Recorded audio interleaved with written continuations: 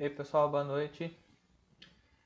Bom, como vocês receberam a notícia aí da diretoria da escola, a gente está tentando diminuir um pouco, no meu caso, diminuir um pouco o tamanho dos vídeos e gerar uma certa sequência, né? Estabelecer um certo horário, um certo cronograma para a gente ter as aulas. Semana passada, né? Semana aí do dia 18, né? Eu acabei não postando nenhuma atividade, foi uma semana bastante conturbada para mim, então a última semana que a gente teve alguma atividade foi lá na outra semana, quase 2 semanas atrás.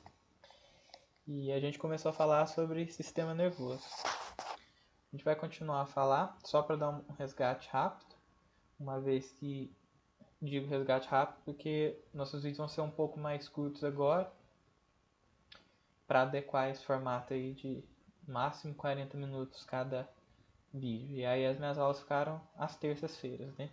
Só um momento por semana. Então a gente começou a falar sobre o tecido nervoso, só pra gente resgatar aqui um pouquinho. Então, o tecido nervoso sendo aquele responsável por comunicação rápida no nosso organismo, responsável por sentir o ambiente externo, elaborar uma resposta e dar essa resposta ao ambiente externo e a propriamente estímulos internos. E é a forma que o próprio organismo tem, que o nosso próprio corpo tem de comunicar rapidamente, através dos impulsos elétricos, impulsos nervosos, comunicar órgãos distantes. E aí a gente comentou as funções desse sistema nervoso, né? Detectar, transmitir, elaborar resposta, tudo isso rapidamente. Né? Eu falei que o nosso organismo ele tem duas formas de elaborar respostas, de elaborar comandos, responder ao ambiente externo e até o interno, responder estímulos. Pelo sistema endócrino, que é a regulação hormonal que a gente faz através de substâncias químicas que circulam pelo sangue até atingir um receptor numa região do organismo em que ela é designada para agir. Mas aí só imaginando aquela substância sendo sintetizada, expelida para fora de uma célula, caindo na corrente sanguínea e chegando até a região do corpo onde ela sai do vaso sanguíneo, caminha via tecido e se liga a um receptor de uma célula específica de onde ela é designada a agir, demora, né? E quando a gente precisa de uma resposta rápida, quem faz isso é o impulso elétrico. Né? Imagina você colocando a mão sobre o fogo. Rapidamente você tem um reflexo para tirar aquela mão. Então, nessa fração de segundo, os seus receptores nervosos eles são estimulados, né? Os seus receptores sensitivos são estimulados. Aquilo é processado rapidamente no nível central desse sistema nervoso e é elaborada uma resposta efetora. Uma resposta que é a resposta. E a resposta, nesse caso, significa tirar a mão rapidamente. A gente comentou rapidamente esse processo aqui, né, de recepção de uma informação, processamento dela e elaboração de uma resposta. Sistema de entradas e saídas. Eu comentei que esse sistema nervoso, o tecido nervoso é o tecido mais especializado que a gente tem, ao lado do tecido muscular. Qualquer coisa vocês voltam lá nessa aula anterior para complementar isso. E aí para manter uma célula nervosa, um neurônio, a gente precisa de várias outras células acessórias a esse neurônio, que tem uma estrutura bastante complexa, gasta bastante energia e tem um prolongamento bastante avantajado, grande.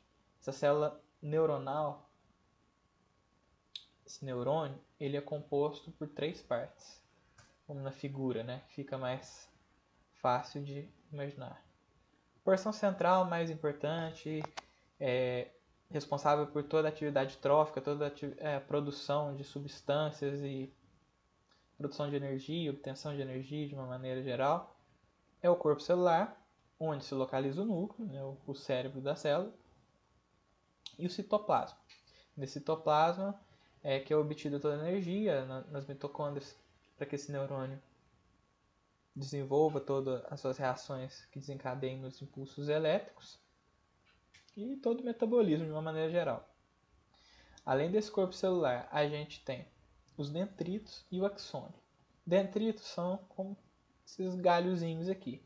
responsáveis pela ligação de um neurônio a outro ou de um neurônio a um músculo, onde ele vai efetuar a sua ação.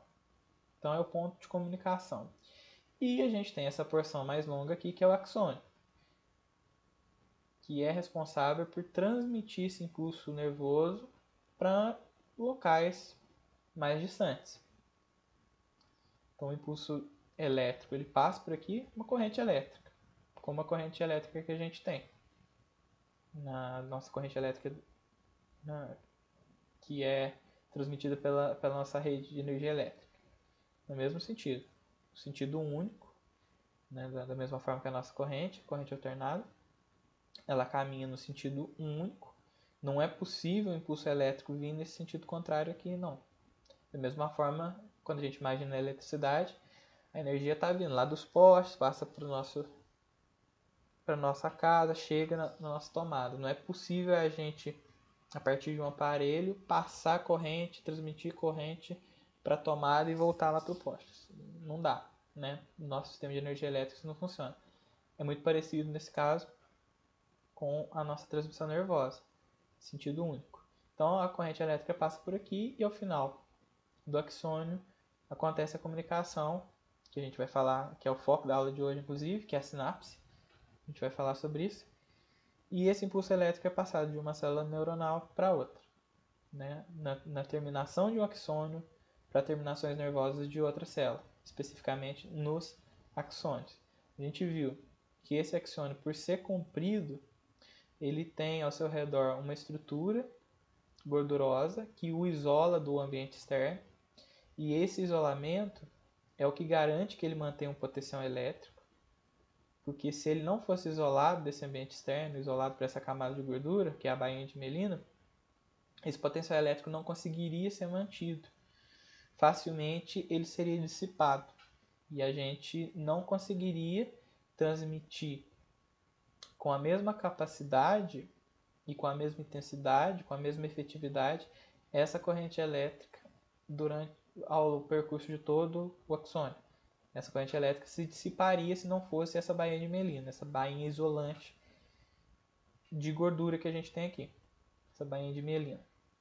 A gente viu que a gente tem algumas células para manter essa atividade do neurônio, né? São células como se fossem escravas desse neurônio, manter essa atividade trófica intensa desse neurônio, as células de Schall, que compõem a bainha de mielina, e aquelas outras células que a gente conversou, o astrócito, que são células da micróglia de uma maneira geral, né? Tem algumas outras. De uma maneira geral, eu quero que vocês lembrem que elas são células para manter todas as atividades do neurônio, que é a célula principal. Então aí, as células da neuróglia. Algumas são responsáveis por inflamar, regenerar porções do axônio, outras são responsáveis por ligar esse neurônio ao endotélio, que é a parede do vaso sanguíneo, e por aí vai. Né? A bainha de mielina é sintetizada pela célula de Schall, por aí vai. E aí a gente parou aqui, na aula passada, comentando, por exemplo, um exemplo de aplicação desse conhecimento de transmissão de impulsos nervosos pelos neurônios, que seria o bloqueio local ou geral mesmo, a ação dos anestésicos. No caso da odontologia em específico, o bloqueio que a gente faz de alguns nervos, de alguns prolongamentos de neurônios, na anestesia tópica, local, regional, a gente bloqueia alguns nervos. Anestesia local basicamente é isso. A anestesia odontológica, ela se utiliza de mecanismos de bloqueio regional. A gente chama de bloqueio regional porque através da ação do anestésico, ele faz com que daquele ponto para frente, né, nas ramificações daquele nervo, não haja mais transmissão nervosa. E por isso, não há mais sensibilidade, não há mais resposta. Tudo que envolver aqueles nervos que foram bloqueados, não há mais resposta. Isso acontece por um bloqueio, na verdade, dos canais de cálcio dessas células, desses neurônios. E esse bloqueio faz com que o impulso elétrico não seja mais transmitido. Então, ora, se a prolongação de um nervo, de um neurônio ali, de alguns neurônios, era responsável pela sensibilidade dolorosa, Se os canais de cálcio estão bloqueados e não passa impulso elétrico ali, logo eu não sinto dor. Qual que é a grande implicação disso? Enquanto aquele anestésico consegue bloquear os canais de cálcio, o paciente não sente dor. Dura por um tempo limitado. Por quê? Porque aquela substância, o vasoconstritor, a noradrenalina, juntamente com ou adrenalina, juntamente com o anestésico mesmo, a lidocaína e uma série de outros anestésicos que a gente usa, eles agem como uma substância química, se ligando aos receptores da célula, daqueles nervos, daqueles neurônios, e causam toda essa alteração. Causando essa alteração, ela vai cessar à medida que essas moléculas começam a diminuir a concentração, essas moléculas do anestésico. Por que isso acontece? Acontece com qualquer substância que adentra o nosso organismo. Até pelo princípio lá que a gente viu da difusão. A tendência é que, com o tempo, ao passar dos minutos, aquelas moléculas do anestésico sejam captadas pela corrente sanguínea, sejam absorvidas pela corrente sanguínea. Elas caminham do ambiente em que elas estão em maior quantidade, do ambiente que elas estão mais concentradas, para o local que elas estão menos concentradas, que no caso é o tecido adjacente. Esse tecido adjacente é o vaso sanguíneo. Então elas são reabsorvidas pela corrente sanguínea e aí isso é metabolizado pelo nosso fígado, pelos nossos rins e excretado. Na verdade, metabolizado pelo nosso fígado e excretado via renal. Então, o anestésico tópico ele consegue agir, uma molécula, uma substância química, que consegue agir enquanto ela tá ali, essas moléculas estão livres ali no tecido, em volta do neurônio, e conseguem se ligar a esses receptores. À medida que essas moléculas não conseguem mais se ligar a esses receptores, o efeito do anestésico passa. E aí a gente parou aqui, né, nesse momento, na sinapse. O que é a sinapse? A sinapse é a neurotransmissão, ou seja, um impulso elétrico que é passado de uma célula para outra. E aí a gente tem que pensar duas coisas. Essa célula que está transmitindo, que está passando o impulso nervoso, obviamente é uma célula nervosa, é um neurônio. Porém, a célula que recebe não necessariamente é uma célula nervosa, é um neurônio. Em alguns casos, não é. Em alguns casos, não é uma célula nervosa. Em muitos casos, na verdade, essa célula que recebe é um músculo. É a célula efetora. Vocês lembram que eu falei que a gente tem dois tipos de neurônios? A gente vai comentar com mais calma. Mas os neurônios que são aferentes ou sensitivos, que é aqueles que recebem o estímulo externo. Esse estímulo pode ser a luz, que estimula a nossa retina. Esse estímulo pode ser um som. Esse estímulo pode ser uma onda de calor. Esse estímulo pode ser uma pressão, no caso do tato. Então, vai estimular um receptor específico. Vocês viram que eu exemplifiquei diferentes situações. Então, tem que ter diferentes receptores nervosos para serem sensibilizados por essas situações. Então, por exemplo, o receptor nervoso que eu tenho no meu olfato não é o mesmo que eu tenho na minha audição. Não é o mesmo que eu tenho na minha pele para o tato. Então, ele vai ser sensibilizado e aí ele vai transmitir. Ele transmite, sendo um neurônio periférico, para um neurônio mais central, como a gente viu. Quando eu passo esse impulso elétrico de um neurônio mais periférico para um neurônio mais central, o que está acontecendo é uma comunicação. Então vamos imaginar aqui, que esse neurônio é um neurônio periférico. E que ele é uma terminação nervosa aqui que está lá na nossa pele. Está lá abaixo do tecido epitelial. O que acontece? Vamos supor que uma onda de calor, estou perto de uma fogueira, uma onda de calor, o calor sensibiliza esses dendritos aqui. Por que sensibiliza? Porque esses dendritos têm a capacidade de perceber o calor. Se eles fossem dendritos de um neurônio com receptores para o som, não ia sensibilizar. É o que acontece, por exemplo, no caso dos dentes. eu vou usar esse exemplo porque eu acho que esse exemplo ele é bastante aplicável, é bastante direto à nossa área. Que é o seguinte, a polpa dentária, que é a parte viva dos dentes, ela tem uma terminação nervosa. Essa terminação nervosa dela é aferente, é sensitiva. Isso significa que ela não executa nada, ela só sente. Qual que é a única sensibilidade que a polpa dentária tem, que um dente tem? Qual que na verdade não a sensibilidade, qual que é a única resposta que um dente pode produzir? Dor. Ele não sabe responder com outra coisa. Às vezes você escuta assim, meu dente está coçando. Não é que está coçando, aí pode ser uma sensação da gengiva, do periodonto, mas o dente em si, a única resposta que a polpa dentária produz é dor. Então, voltando lá no nosso exemplo, estou próximo à fogueira, meu braço está próximo à fogueira, e vou imaginar que isso aqui é uma terminação nervosa que está ali no próximo ao meu epitélio, capaz de ser sensibilizada pelo calor, por uma onda de calor. Essa onda de calor, o que ela vai fazer? Gerar uma alteração aqui nessa célula neuronal e desencadear um impulso elétrico. Esse impulso elétrico vai ser transmitido pelo axônio e aqui vai ser transmitido esse impulso elétrico para uma outra célula neuronal. Então essa aqui é a minha célula periférica do meu sistema nervoso e essa aqui é uma célula neuronal, é um neurônio que está no nível central do meu sistema nervoso.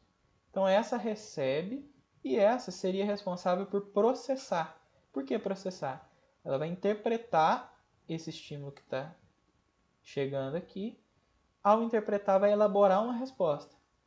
E essa resposta vai ser executada por alguém que está aqui na frente, provavelmente um músculo. Então a gente tem esse sistema. Alguém sente, uma célula sente, uma outra processa, por isso que é o sistema nervoso central. Muitas vezes é no nosso próprio cérebro, muitas vezes eu tenho um arco reflexo para ser mais rápido ainda. Acontece na nossa medula espinhal. E quem vai executar isso aqui às vezes é um músculo. Então nesse exemplo, eu sou sensibilizado por uma onda de calor próximo a uma fogueira, terminações nervosas da minha pele, do meu braço, por exemplo, no meu braço. Isso é processado, interpretado, opa, perigo à vista, calor demais. Esse impulso nervoso é levado ao músculo. Para quê? Para que esse músculo contraia. Rapidamente eu estico meu braço. Muitas das vezes, essa resposta é automática, que a gente vai ver que a gente tem um sistema nervoso, parte do sistema nervoso ele é autônomo, ele tem uma resposta voluntária, involuntária na verdade, e parte tem uma resposta voluntária, que a gente consegue ter controle.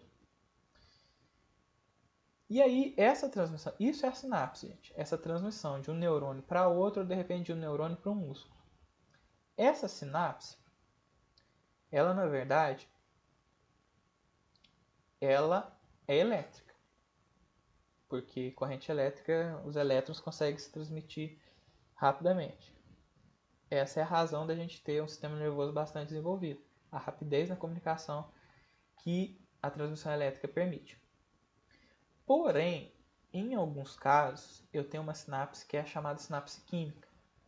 E aí, além do impulso elétrico carregando esse estímulo, eu tenho um auxílio de neurotransmissores, que são substâncias químicas específicas. São várias, a gente não precisa decorar o nome delas. Mas essas substâncias químicas específicas, elas sofisticam a ação do nosso sistema nervoso. Na verdade, elas conseguem elaborar respostas e estímulos específicos. É o que garante a grande diversidade é um dos fatores que garantem a grande diversidade de respostas que a gente consegue executar. Um movimento de um braço, ele pode ter inúmeras intensidades, né? Eu consigo fazer isso em várias velocidades, num grau de abertura variado. É o que permite que a gente crie memória, né? Que vários caminhos diferentes podem ser estabelecidos, com vários neurotransmissores e várias cargas elétricas. E o que garante, o que ajuda também nessa variabilidade são justamente essas ramificações aqui nos dendritos. Então, uma certa sinapse ela corre por um caminho aqui, uma outra pode correr por aqui, certo?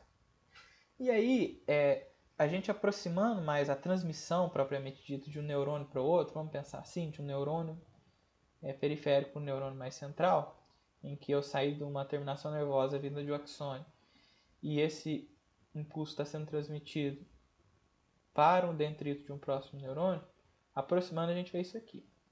O que acontece? Numa sinapse química, deixa eu mostrar a figura primeiro. Eu tenho mais ou menos não, eu tenho isso aqui. Eu tenho para o impulso nervoso ser transmitido, eu tenho uma dessensibilização dos canais de cálcio, e aí segue toda essa cascata aqui, mas no fim das contas, o que está acontecendo no caso da sinapse química? Na elétrica não, simplesmente a carga elétrica passa dessa fenda pré-sináptica, que nada mais é que a terminação nervosa de um axônio, né, de um neurônio anterior aqui, para um outro. Mas no caso da química, toda essa despolarização que acontece, ela gera a liberação dos neurotransmissores. E esses neurotransmissores vão ligar a receptores específicos do neurônio pós-sináptico, do próximo neurônio. E aí essa ligação aqui a diferentes receptores, em diferentes quantidades, ajuda a elaborar aquela variedade de respostas que eu estava comentando. É o que faz com que a gente tenha uma grande variedade de respostas, né? E o que acontece? Para cada neurônio que estimula uma ação, eu geralmente tenho um mecanismo ou até um conjunto de neurônios que são capazes de impedir ou de bloquear essa resposta desse neurônio. Então, o que acontece? Por que isso, primeiro? Mecanismo de controle, né? Por exemplo, minha pupila dilata. Então, tem um neurônio excitador que causa a dilatação dessa pupila. Mas eu tenho neurônios que são responsáveis por tentar inibir essa dilatação dessa pupila. Ou então, se essa dilatação já aconteceu, eu chegar no momento que essa pupila contrai novamente. Então, eu tenho alguma inibição. O que acontece? Na verdade, tem sempre duas forças antagônicas brigando. Aquela que tem mais força ou que está mais preparada num determinado momento é a que vai vencer. Então, por exemplo, eu tenho um estímulo nervoso bastante intenso chegando aqui, de forma que esse estímulo não consegue ser bloqueado por esse neurônio inibidor pré-sináptico. Por que é pré-sináptico? Pré-sinapse, antes de acontecer a transmissão nervosa de um neurônio para o outro. Esse neurônio aqui vai tentar impedir com que esse que está trazendo estímulo, vamos pensar lá, que esse aqui esse neurônio está trazendo o estímulo daquele calor que a gente estava comentando. Eu estou lá próximo à fogueira, certo? Então aqui ele está trazendo estímulo. Se esse estímulo for forte o suficiente para conseguir ser maior que a ação do neurônio inibitório pré-sináptico, essa corrente vai passar desse neurônio para cá. E aí, esse neurônio aqui é o neurônio motor, é o neurônio que vai mandar o músculo se contrair, para que eu estenda o braço, certo? Então, se o estímulo for grande o suficiente, ou seja, se o estímulo for maior do que o seu estímulo contrário, né, do que a sua reação contrária, do que o seu inibidor, essa sinapse vai acontecer. Sinapse sendo a transmissão desse impulso elétrico de um neurônio para o outro, certo? Bom, mas esse impulso elétrico passou de um neurônio para o outro e daqui ele vai caminhar para o músculo. E aí no músculo ele vai mandar o músculo contraia, né? Que isso repercute no quê? Estender meu braço para fugir daquela fogueira. Porém, eu ainda tenho mais uma tentativa do organismo de inibir essa ação, que é a inibição pós-sináptica, que acontece depois que a sinapse foi efetuada. Então vocês estão vendo o seguinte, eu tenho um mecanismo que é excitatório, um mecanismo de transmissão, que ilustra tudo isso que a gente conversou aqui, né? A transmissão em si. Mas eu tenho mecanismos que tentam inibir essa transmissão. Isso é muito importante para controlar essa transmissão. E para dizer também o seguinte, essa transmissão e aquele impulso nervoso, ele não vai acontecer eternamente. Vocês imaginam o seguinte, quando eu me espreguiço e contraio alguns músculos, imagina se ao me contrair esses músculos não se distendessem de volta e voltassem à posição original. Se eu tivesse só neurônios excitatórios, essa sinapse ia acontecer, esse impulso elétrico ia ser transmitido e a resposta aqui seria efetuada. Contrai o músculo. Porém, esse músculo se contrai eternamente?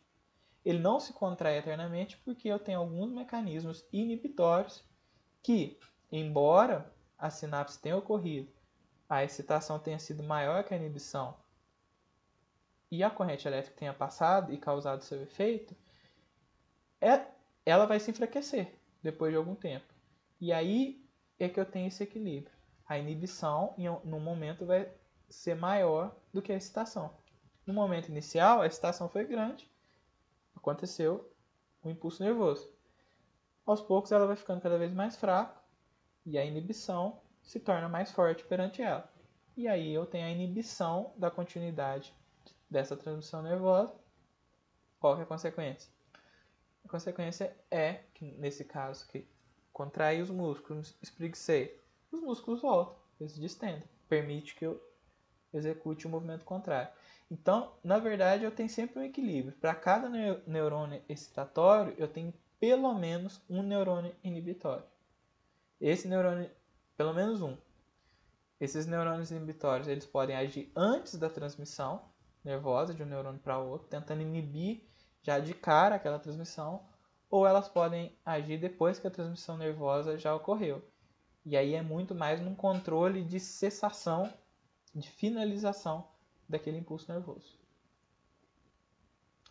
A gente comentou naquela última aula, sobre as células que dão suporte aos neurônios. O neurônio como uma célula muito complexa, muito específica, muito especializada, né? A gente comentou bastante sobre isso, o que é uma célula especializada, uma célula diferenciada e uma célula não diferenciada.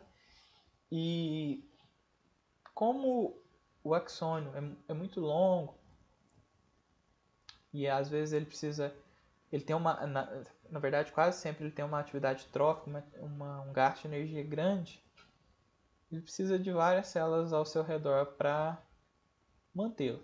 Então eu tenho várias células ao redor desse neurônio para mantê-los. Eu não vou exigir que vocês decorem o nome de cada célula, a função de cada célula, não. Mas eu gosto de chamar a atenção para a célula de Shaw, porque a célula de Shaw é aquela que é responsável por sintetizar a baía de mielina, aquela camada de gordura ao redor do axônio. Aquela camada que isola o neurônio do ambiente externo. Eu tenho algumas células, como os astrócitos, que são responsáveis por ligar o neurônio ao vaso sanguíneo, né, ao endotélio.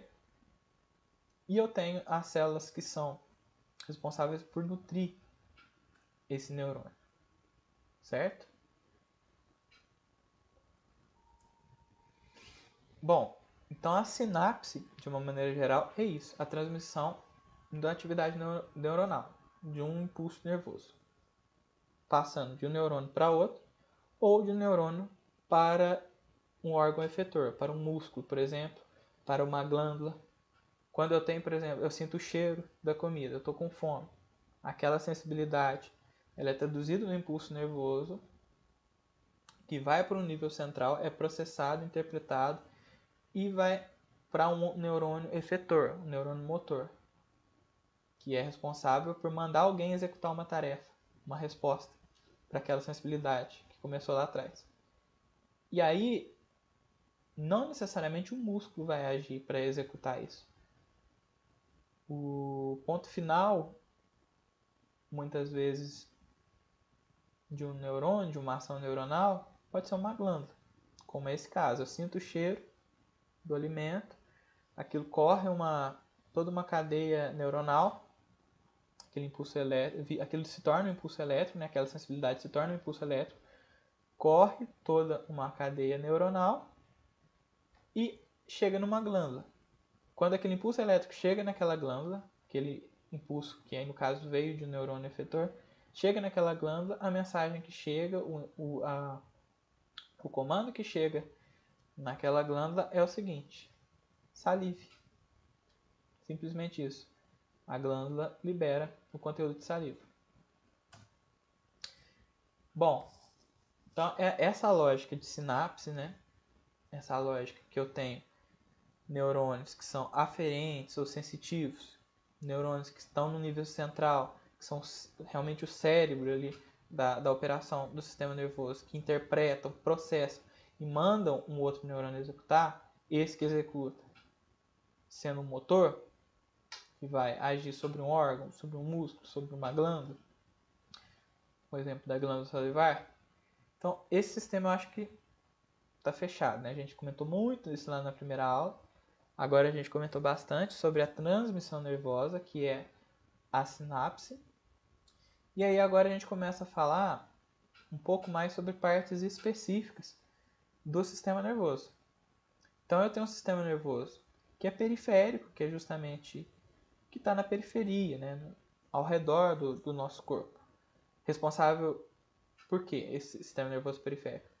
Principalmente por sentir, né? Por ter a sensibilidade dos estímulos externos, mas também por executar. Porque é na periferia do corpo que estão os músculos, que estão as glândulas. Então, quem executa e quem sente está na periferia. E no meio? E no centro? Quem está? No centro está realmente o cérebro da operação.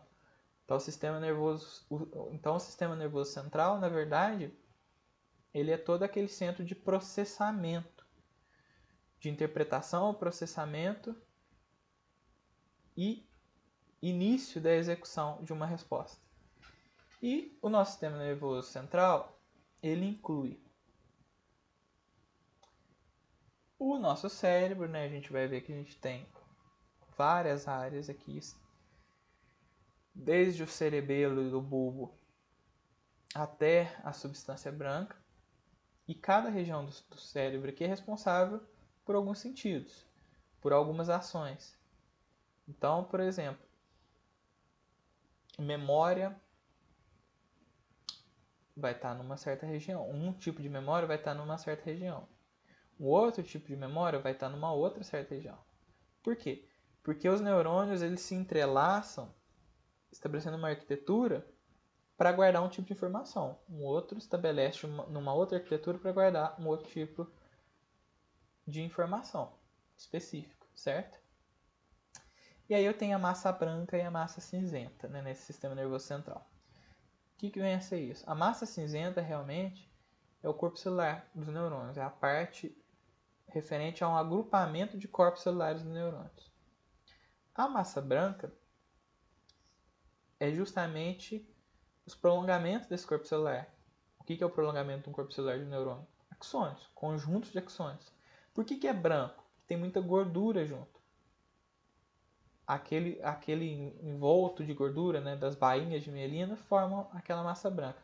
Mas a massa cinzenta, propriamente, o que é responsável pelo grande processamento, pela atividade trófica dos neurônios, são o que compõe essa massa cinzenta, né? Os corpos celulares desses neurônios. Esse sistema nervoso central, por ser a estrutura mais sofisticada e mais fina do nosso organismo, ele está protegido, e muito bem protegido, né? Está protegido dentro da nossa caixa craniana, então eu tenho um receptáculo ósseo, robusto, forte, para proteger isso. No canal vertebral, eu também tenho vários tecidos, né, para proteger aquele prolongamento do sistema nervoso central. E no caso do nosso cérebro mesmo, ainda tem as meninges, que tem 3 camadas, na verdade. É o único local que a gente tem tantas camadas assim até chegar num órgão específico. é justamente o nosso sistema nervoso central, mas eu justamente tenho isso por se tratar de uma estrutura muito específica e muito sofisticada.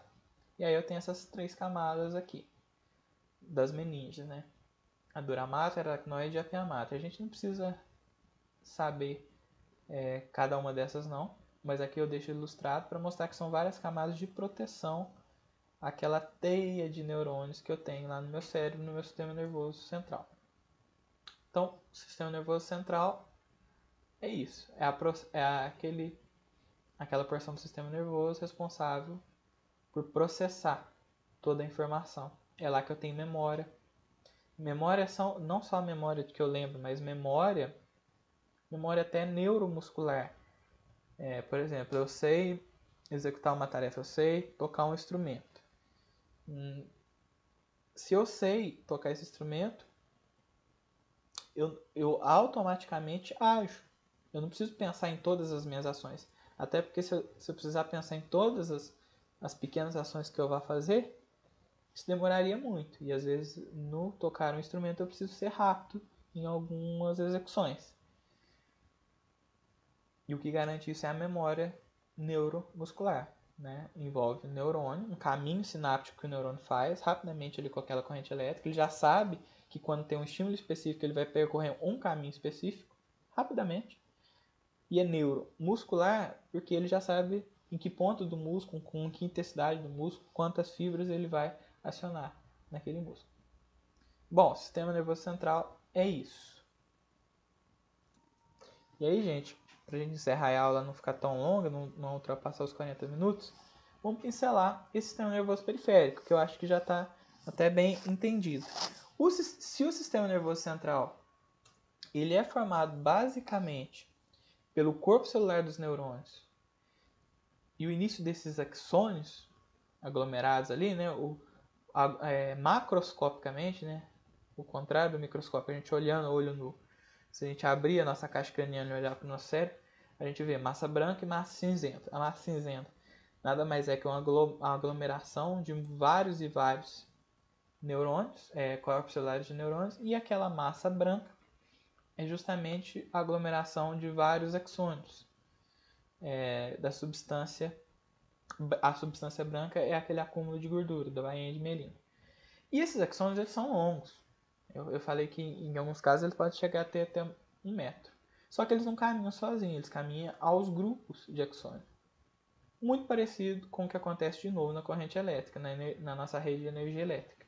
Quando eu pego um fio, desencapo aquele fio, eu vejo vários segmentos, vários fiozinhos ali. Quando a gente imagina um nervo, nada mais é do que aquilo. Eu tenho vários axônios reunidos em pacotes, formando um fio. Por quê? Porque aí eu consigo transmitir um impulso nervoso com maior intensidade, com uma carga elétrica maior. Eu passo mais carga elétrica aqui. Por exemplo, essa semana aconteceu até aqui comigo mesmo. Um forno elétrico, que ele tinha uma tomada que era mais grossa, que exigia uma corrente de 20 amperes. Não estava usando o adaptador ideal e não estava ligando ele na tomada ideal. Estava ligando ele num adaptador para 10 amperes, que naquele Benjamin que ele tem para 10 amperes. O que acontece? Passa-se mais corrente do que aguenta. Então eu precisava de 20, eu tenho só 10. Começa a esquentar. Começa a esquentar e torra a tomada, torra o fio, torra tudo. Isso exemplifica muito bem isso. Se eu preciso passar uma corrente elétrica que é mais intensa, eu preciso de um fio que é mais grosso. A mesma lógica de uma transmissão nervosa. Vamos pensar no bíceps. A pessoa está lá, erguendo peso, se exercitando. À medida que ela aumenta o peso que ela está erguendo, o que acontece? Eu tenho que ter uma transmissão nervosa com maior intensidade, com uma corrente elétrica maior, para ativar aquele músculo de maneira adequada, rápida e naquela intensidade que está sendo exigida. E, logicamente, o músculo começa a se adaptar com o tempo e hipertrofiar, né? Aumentar a sua massa para conseguir executar aquela atividade. Certo? Então, o que são os nervos? Conjunto de axônios fora do sistema nervoso central. Basicamente é isso. É eles que levam ao longo do corpo uma mensagem que vem lá do sistema nervoso central ou uma mensagem que vem da periferia e vai para o sistema nervoso central. Então, nervos nada mais são do que prolongamentos de axônio. Aí, gente, eu vou encerrar por aqui. E aí, na semana que vem, a gente continua falando justamente do arco reflexo, que eu até já comentei, que é uma maneira que o nosso sistema nervoso tem de produzir respostas ainda mais rápidas. Certo? Então, a gente fica por aqui hoje.